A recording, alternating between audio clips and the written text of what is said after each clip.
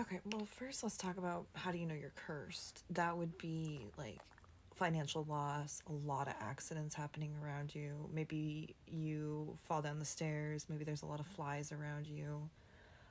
Maybe it feels like you have butterfingers and you can't hold on to things. Maybe you're not getting enough sleep. Maybe you're very irritable. Um, Maybe you're just having like unexpected occurrences that are really flat out annoying and pissing you off all the time around you.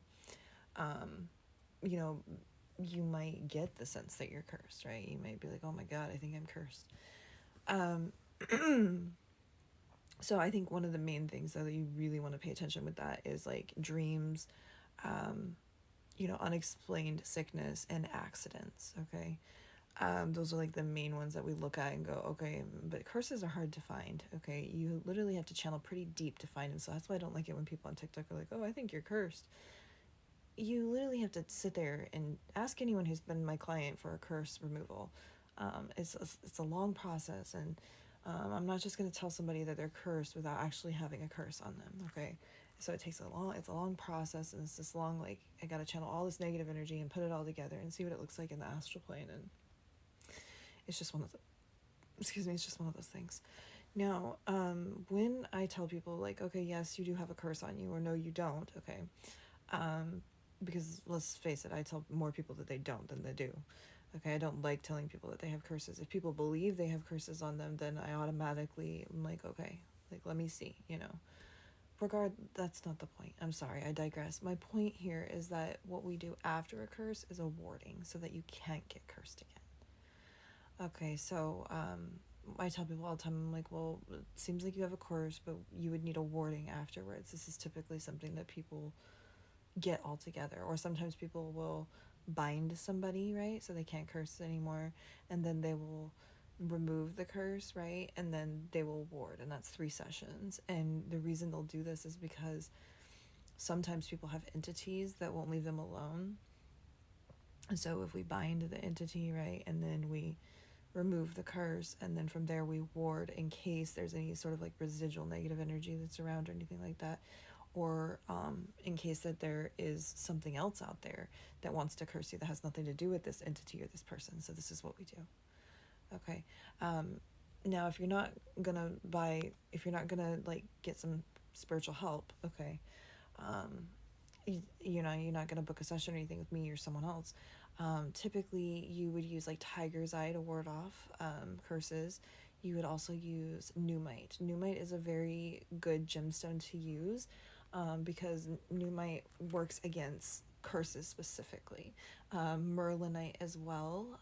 These are very powerful gemstones, and same with Tektite. And you want to be sure that when you're using these gemstones, like you know what you're doing, okay? Because these are very, very powerful gemstones, especially the Tektite.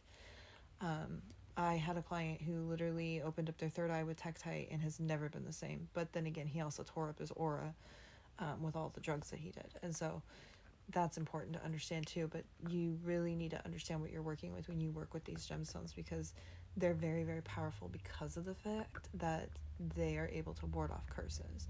And they also make like curse sprays you can get. That's something that you could also look into if you don't get warded or you don't go to like a spiritual practitioner to do all this stuff like me, or. And so I think these are really great alternatives. Or just keeping your aura very cleansed, because see what curses do is the energy comes and it lowers your vibration for things to happen. And if you stay at that low level, then more things happen and you become lower and heavier, and then you're playing at the lower level, more lower vibes or whatever, and for bad things to happen to you. And so if you can keep your vibration up, right, and you can keep your vibration high, and then you won't experience bad things with the curse. But that's just kind of how it works in parapsychology. This is why people are like, if you believed you're cursed, you're actually cursed. If you believe you're not, then you're probably not, because once you literally like are, it's just the way it is. I mean, it's seriously like you are staying in these high vibrations, and the likelihood of bad things to happen to you is small. um do people curse and then they still have bad things happen to them in high vibrations? Yeah, absolutely, and that's what I exist for. But the likelihood, most people are not very good at cursing. Most people don't know what they're doing with actual curses, and hexes and stuff like that, and baneful magic. Most people are amateurs, and so